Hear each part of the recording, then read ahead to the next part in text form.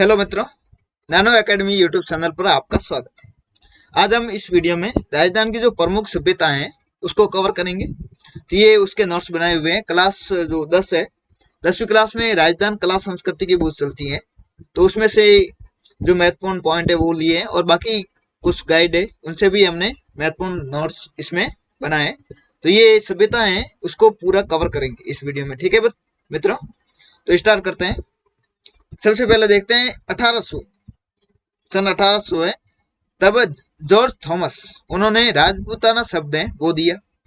1829 में colonel Tod की एक बुक आई थी, annuls and antiquities of Rajasthan. इस बुक में राजस्थान या राजस्थान नाम है वो शब्द है कर्नल टॉड ने दिया। तो ये राजस्थान शब्द जो राजस्थान का नाम है उसके बारे में।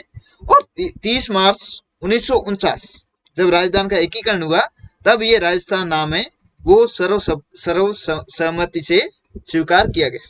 यानी जो राजस्थान का नाम राजस्थान है वो 30 मार्च 1949 को ऑफिशियली स्वीकार किया गया। वैसे जॉर्ज थॉमस ने राजपूताना शब्द है वो यूज किया था।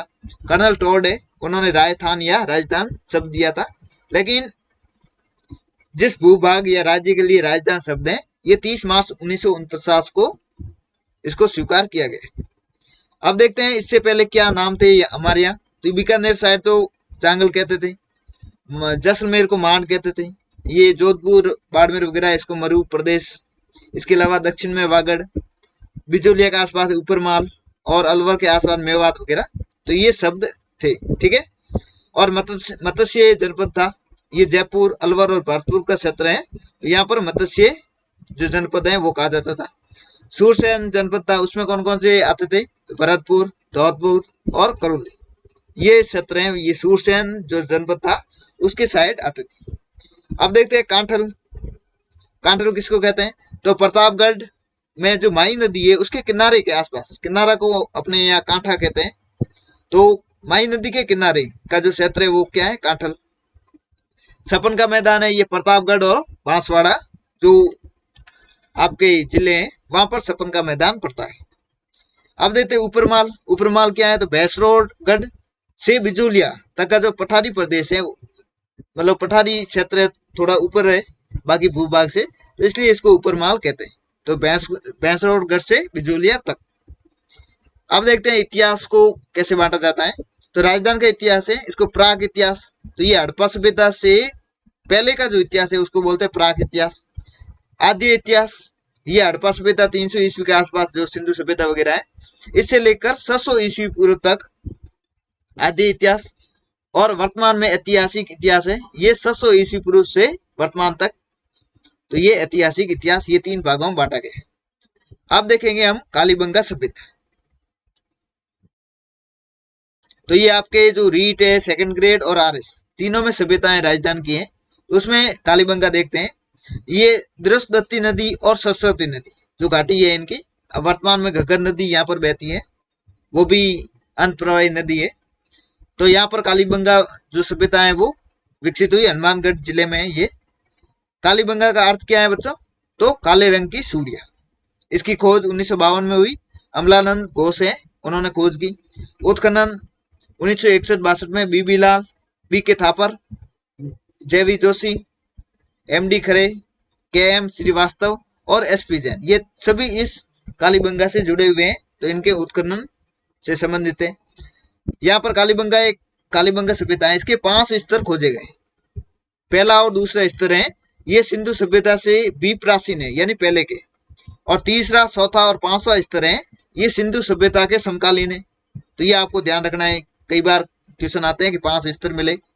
इसी आधार पर कालीबंगा को 2 भागों में बांटा गया है। प्राक हड़प्पा सभ्यता, यानी जो पहला और दूसरा स्तर पुराना है सिंधु सभ्यता से, इसको बोलते हैं प्राक हड़प्पा सभ्यता और हड़प्पाकालीन सभ्यता। तो सिंधु सभ्यता के 2 भाग किए हुए। अब देखते हैं आगे।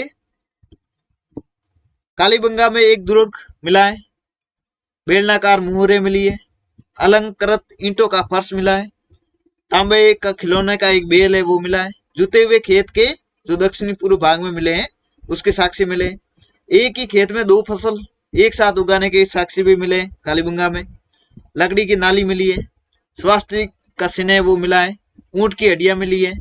एक बच्चे के कंकाल है बच्चे का, उसकी खोपड़ी में छिद्र किए हुए। तो ऐसे लगता है कि मान लो कोई ऑपरेशन वगैरह किया हो या फिर ऐसे जादू टोने के लिए भी कर दिया हो। तो ये मस्तिष्क शोथ बीमारी के बारे में जानकारी मिलती है। तो छिद्र मिले। यहाँ पर अग्नि वेदिकाएं मिली है, एक जगह 7 मिली है और एक जगह 1 अग्नि वेदिका है, यानी हवन कुंड मिले। ठीक है, अब आगे देखते हैं। दशरथ शर्मा है, उन्होंने कालीबंगा, जो कालीबंगा है इसको सिंधु सभ्यता की तीसरी राजधानी का है। किसने? दशरथ शर्मा ने। तो पहली और दूसरी कौन सी है? तो हड़प्पा पहली और मोहनजोदड़ो दूसरी राजधानी है। तीसरी कालीबंगा को कहा है, किसने कहा है? दशरथ शर्मा ने। यहाँ पर एक सैंधव लिपि या जो यहाँ पर कुछ शिलालेख मिले हैं, शिलालेख या जो भी बर्तनों पर या कोई लिपि मिली है वो है सैंधव लिपि या सिंधु घाटी की लिपि, जो दाएं से बाएं लिखी जाती है, ऐसे ऐसे लिखी जाती है। मिट्टी के बर्तन मिले, वो लाल रंग के, काली सफेद रेखाएं उन पर हैं। तो ये मिट्टी के बर्तन लाल रंग के। कसी ईंटों का प्रयोग, यहाँ पर जो कालीबंगा सभ्यता है यहाँ पर कसी ईंटों का प्रयोग किया है, जो धूप में सुखाकर पकाई हुई है, मतलब पकाई हुई नहीं है, सिर्फ धूप में सुखाई हुई है। तो कसी ईंटों का प्रयोग हुआ है कालीबंगा सभ्यता, इसलिए इसको दीनहीन बस्ती कहते हैं, मतलब गरीबों की बस्ती। कालीबंगा से गुलाबी मर्द बांड, यानी जो मर्द बांड है, मर्द बांड गुलाबी रंग के वो प्राप्त हुए हैं, जो प्राक हड़प्पाकालीन यानी हड़प्पा से पहले के हैं, प्राक हड़प्पाकालीन है। इसको जो मर्दबान मिले हैं गुलाबी, इसको बोलते हैं सोथी मर्दबान। सोथी मर्दबान इसलिए बोलते हैं क्योंकि ऐसे मर्दबान है वो सर्वप्रथम सोथी, जो बीकानेर में सभ्यता है वहां से प्राप्त हुए थे, इसलिए इनको क्या बोलते हैं? सोथी मर्दबान बोलते हैं।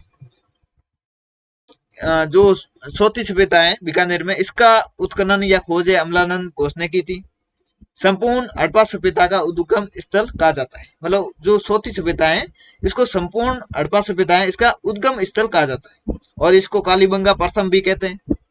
और इस सोथी सभ्यता इसके अन्य स्थल है सावणिया और पुंगल, ये बीकानेर में सावणिया और पुंगल, तो ये इनके 2 अन्य स्थल है। ठीक है, तो ये इतनी जानकारी ये सोथी के बारे में, ये कालीबंगा से मिक्स मत करना, ये सोथी के बारे में। ठीक है, अब आगे देखते हैं।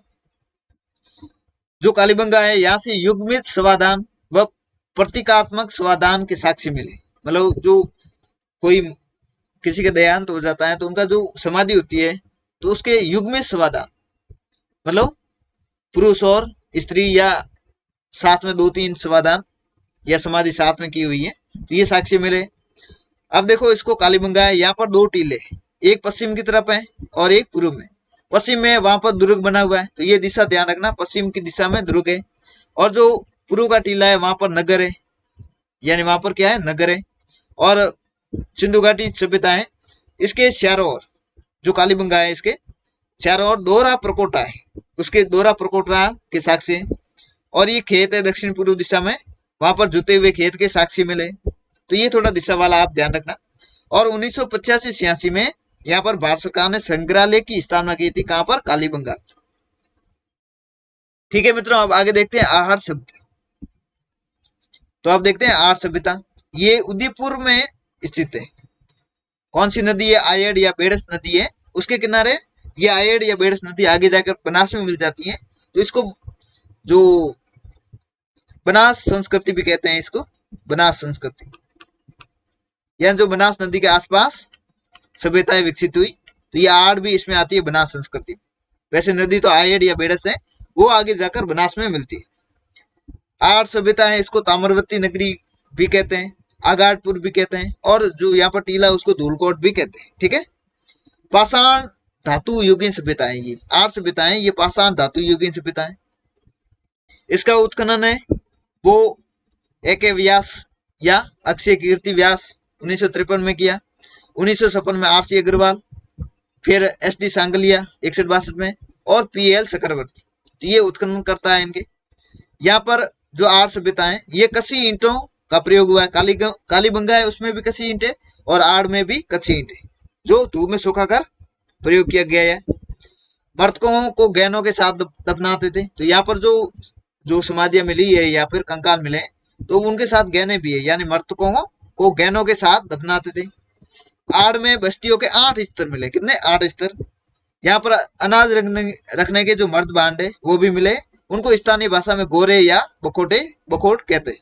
ठीक है, टेराकोटा की एक जो वर्षभ आकृति है वो मिली है, इसको बनासियन बुल कहते हैं, यानी एक वर्षभ है, यानी जो बेल की आकृति मिली है यहाँ पर टेराकोटा की, तो उसको क्या बोलते हैं, बनासियन। तो ये बनास संस्कृति हमने पहले पढ़ा था, तो यहाँ का बुल है तो बनासियन बुल इसको बोलते हैं। आर्य सभ्यता संस्कृति है, इससे संबंधित और अवशेष कहाँ का मिले, तो ओजियाना जो ब्यावर में, गिलुंड, भगवानपुरा और रोजडी, यहाँ से आर्य सभ्यता के और जो सेम अवशेष है वो मिले। तो ये आर्य संस्कृति से संबंधित जो ये सभ्यता स्थल है, ओजियाना, गिलुंड, भगवानपुरा और रोजडी, तो ये ध्यान रखना। अब आगे चलते हैं गिलुंड सभ्यता। गिलुंड सभ्यता है बच्चों, ये राजसमंद जिले में स्थित है, ये भी बनास नदी के किनारे। दो टीलों के यहाँ पर दो टीले हैं जिनको स्थानीय नाम उनका है मोडिया या मगरी, यानी उनको क्या बोलते हैं, टीलों को स्थानीय लोग मोडिया या मगरी बोलते हैं, यानी ये दो टीलों के उत्खनन से प्राप्त हुई है। आर्य संस्कृति से जुड़ी सभ्यताएं वो प्रकाश में आई इन दो टीलों के उत्खनन। इसका उत्खनन किसने किया, तो बीबी लाल, जो 1800 या 1957-58 में बीबी लाल ने, और 1998 से 2003 के बीच डॉक्टर वीएस सिंधे उन्होंने, और उसके बाद प्रो ग्रेगरी पोसल, यानी ये उत्खनन करता है बीबी लाल पहले तो, उसके बाद 1998 से 2003 तक डॉक्टर वीएस सिंधे और प्रोफेसर ग्रेगरी पोसले, इनके निर्देशन में उत्खनन हुआ। गिलोन सभ्यता ताम्रयुगीन सभ्यता है, यहाँ पर 5 प्रकार के मर्द भांडे वो प्राप्त हुए, सादे, काले, पॉलिशदार, भूरे, लाल और काले चित्रित मर्द भांड। ठीक है, यहाँ से मिट्टी के खिलौने मिले, हाथी दांत की सूढ़ियां के अवशेष मिले, तांबे के अस्त्र, जो तांबे के अस्त्र है उनके भी अवशेष प्राप्त हुए। गिलुंड में पक्की ईंटों का प्रयोग हुआ है, ये ध्यान रखना। कालीबंगा और आहड़ है वहां तो कसी है, लेकिन गिलुंड है यहाँ पर पक्की ईंटों का प्रयोग हुआ है, ये महत्वपूर्ण है। ठीक है, अब आगे देखते हैं। अब बागोर सभ्यता है, इसके बारे में देखते हैं। बागोर सभ्यता है ये कोठारी नदी के किनारे भीलवाड़ा में ये। ठीक है, इसका उत्खनन 1967 से 68 वीएन मिश्र ने किया। तो बागोर सभ्यता है, इसका उत्खनन किसने किया, वीएन मिश्र ने किया। प्राग ऐतिहासिक कालीन अवशेष प्राप्त हुए यहाँ पर, प्राग ऐतिहासिक कालीन। बागोर से तांबे के उपकरण है वो भी प्राप्त हुए। यहाँ पर सेद वाली सुई मिली है, ये महत्वपूर्ण है, ध्यान रखना। और कृषि व पशुपालन के साक्ष्य भी मिले, कहां से, बागोर से। अब आगे देखते हैं गणेश्वर सभ्यता, जो नीम का थाना जिला है उसमें पड़ता है, इसके बारे में देखते हैं। ये कांतली नदी के किनारे स्थित है, यह भी ताम्रयुगीन संस्कृति का स्थल है। इसका उत्खनन 1977 में रतन चंद्र अग्रवाल ने किया, आरसी अग्रवाल। यहाँ से अत्यधिक मात्रा में तांबे के आयुध और उपकरण मिले, कहां से, गणेश्वर से। कितना, उन जो उपकरण है उसमें 99% तांबा है, यानी इतना शुद्ध तांबा है। तो इसका अर्थ क्या हुआ कि इस क्षेत्र में पहले तांबे का उत्पादन होता था, उत्खनन होता था, इसलिए इतना शुद्ध तांबा आया है। यहाँ से जो मर्दबांड मिले हैं उनको बोलते हैं कर्पस वर्णी मर्दबांड, ये ध्यान रखना, कहीं एग्जाम में पूछा गया है। कहां से, ये गणेश्वर सभ्यता। ठीक है, अब आगे देखते हैं। गणेश्वर सभ्यता, इसको ताम्र सभ्यताओं की जननी कहते हैं, तो ये भी महत्वपूर्ण है। ताम्र सभ्यताओं की जननी कौन सी है, गणेश्वर। यहाँ पर तांबा का उत्पादन होता था, और यहाँ से तांबा हड़प्पा और मोहनजोदड़ो को भी भेजा जाता था। और इस गणेश्वर सभ्यता को पुरातत्व का पुष्कर भी कहते हैं। यहाँ से मछली पकड़ने का कांटा भी मिला है। इसका मतलब ये हुआ कि यहाँ कांतली नदी में पहले बहुत पानी था, इसलिए मछलियां थी यहाँ पर। पत्थर से बने बांध और दोहरी पेचदार सिरे वाली पिन भी गणेश्वर से प्राप्त हुई है। तो ये गणेश्वर सभ्यता के बारे में महत्वपूर्ण जानकारी। अब हम आगे देखेंगे बैराट, जो कोटपुतली बहरोड आपका जो जिला है, वहां पर बैराट सभ्यता है, पहले जयपुर में थी, अब जिला नया बन गया कोटपुतली बहरोड। यहाँ पर बीजे की पहाड़ी है, भीम जी की डूंगरी है, मोती डूंगरी है और महादेव जी की डूंगरी। तो यहाँ पर ये पहाड़ है, डूंगरियां हैं। जयपुर के आसपास पहाड़ को डूंगरी कहते हैं, जैसे जयपुर के अंदर भी मोती डूंगरी है, मंदिर है। तो ये 4 पहाड़ियों के नाम बैराट से संबंधित है। बैराट की जो सभ्यता है, इसकी खोज 1837 में कैप्टन बर्ट है, उन्होंने विराट नगर में बीजे की डूंगरी जो पहाड़ है वहां पर सम्राट अशोक के प्रथम भाब्रू शिलालेख खोजा। यानी भाब्रू शिलालेख है वो किसने खोजा? कैप्टन बर्ट ने। कब? 1837 में। तो ये प्रथम शिलालेख था। दूसरा दूसरा 1871-72 में डॉक्टर कार्लाइल ने भीमसेन की पहाड़ी है वहां से अशोक का दूसरा शिलालेख खोजा। तो यहाँ से दो शिलालेख मिले किसके? सम्राट अशोक के। जो इसका सभ्यता है बैराट, इसका उत्खनन 1910 में डॉक्टर D.R. भंडारकर ने किया। 37-37 में दयाराम साहनी और 62-63 में नील चंद्र बनर्जी और कैलाशनाथ दीक्षित द्वारा किया गया। विजय की पहाड़ी से अशोककालीन गोल बौद्ध मंदिर, स्तूप एवं बौद्ध मठ के अवशेष मिले जो हीनयान संप्रदाय जो बौद्ध धर्म का उससे संबंधित है। तो ये कहां से मिले? विजय की पहाड़ी से। अब आगे देखते हैं। जयपुर के सवाई राम सिंह के समय स्वर्ण मंजूषा यहाँ से प्राप्त हुई थी। कहां से? बैराट से। इस स्वर्ण मंजूषा यानी पेटी प्राप्त हुई थी। इसमें भगवान बुद्ध के अस्थियों के अवशेष थे। तो ये कब हुआ? सवाई राम सिंह के टाइम। बैराट सभ्यता है, यहाँ पर मौर्य युगीन अवशेष या सम्राट अशोक वगैरह है। तो ये मौर्य युगीन अवशेष मिले यहाँ से। और इस बैराट पहले एक बहुत विकसित शहर था यह नगर था। इसको हूण आक्रांता मीरकुल है उन्होंने बैराट का विध्वंस कर दिया था। ऐसी मान्यता है या जानकारी है कि मीरकुल है उन्होंने बैराट का विध्वंस कर दिया था। सन 734 ईस्वी में हैंसांग है जो विदेशी यात्री था वो विराटनगर आया था। कब? 734 ईस्वी में। यहाँ गोलाकार बौद्ध मंदिर के अवशेष भी मिले। और बैराट में एक मुगल दरवाजा है जो मानसिंह जो जयपुर के थे सवाई मानसिंह उनके द्वारा स्थापित किया गया था। कहां पर? ये अलग है थोड़ा, इस सभ्यता से संबंधित नहीं है लेकिन बैराट में है मुगल दरवाजा, इसलिए आपको बता रहे हैं। ये नया है, मानसिंह के टाइम का है। ठीक है, अब आगे देखते हैं। अशोक के बैराट शिलालेख ये हमने पहले भी पढ़ा है, 3री सदी के थे। दो शिलालेख, एक विजय की पहाड़ी से, दूसरा भीम की डूंगरी से। इसकी भाषा कैसी है? प्राकृत और लिपि है ब्राह्मी। विजय की पहाड़ी से जो भाब्रू शिलालेख मिला था ये कैप्टन बर्ट ने खोजा था। और भीम की डोंगरी से दूसरा शिलालेख मिला, इसको कार्लाइल ने 1871-72 में खोजा था। इसकी भी लिपि ब्राह्मी। ठीक है, तो ये सभ्यता स्थल आपके पूरा हो गया। अब आगे कुछ और सभ्यता स्थल है उनके उत्खनन करता हम साथ में देखेंगे। तो ये 3 लाइन है, ये आपकी जो 10वीं क्लास में बुक है उनमें लिखी हुई है कि इंद्रगढ़ और जयपुर से CA हैकेट 1870 में कुछ आपके कुल्हाड़ियां वगैरह उसको मिली थी तांबे की। तो ये थोड़ा ध्यान रखना। झालावाड़ में भी सैटन कार है उन्होंने उत्खनन किया था 1908 में। और जालोर में भी आलसिन ने उत्खनन किया था। तो ये उस बुक से ली हुई है। नगरी चित्तौड़गढ़ में सभ्यता है, इसका उत्खनन डॉक्टर भंडारकर और सौंदरराजन ने किया था। कुराड़ा जो परबतसर में, इसका उत्खनन पुरातत्व सर्वेक्षण विभाग ने 1934 में किया था। विराटनगर हमने पहला देखा है, दयाराम साहनी और नील रतन बनर्जी। इसके अलावा कैलाशनाथ दीक्षित। रेड जो टोंक जिले में, इसका उत्खनन डॉक्टर केदारनाथ पुरी ने किया था। रंगमहल गंगानगर में, इसका उत्खनन डॉक्टर अनारिक ने किया।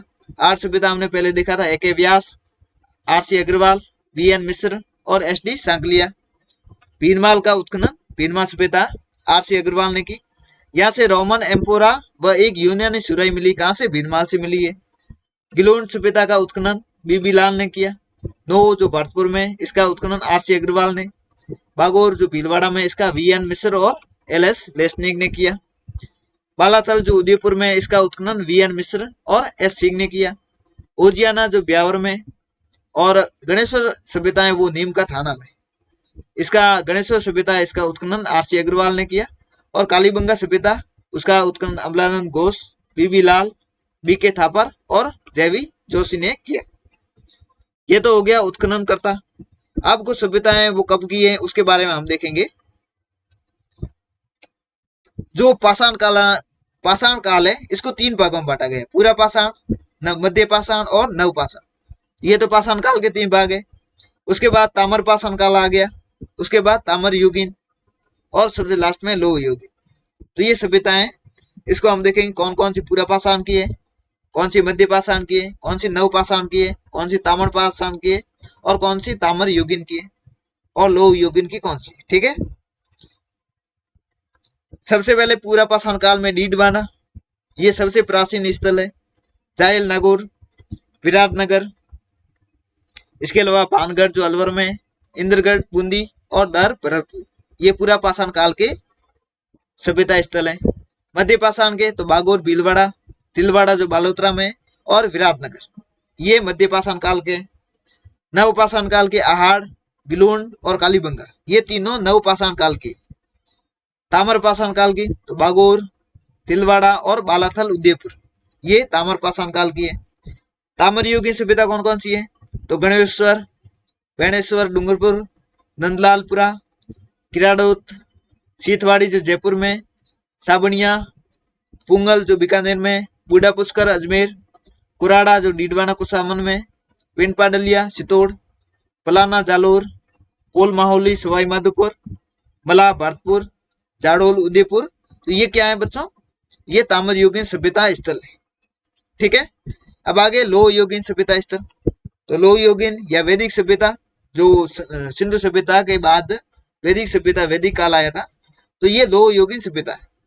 तो यहाँ नौ भरतपुर, विराटनगर, जोधपुरा, सांबर जयपुर, सुनारी नीम का थाना, रेड नगर और नैनवा, नैनवा बूंदी में, भीनमाल जालोर, नगरी जो चित्तौड़गढ़ में, सख 64, तरखान वाला डेरा जो गंगानगर में, ये लोह युगीन सभ्यता स्थल है।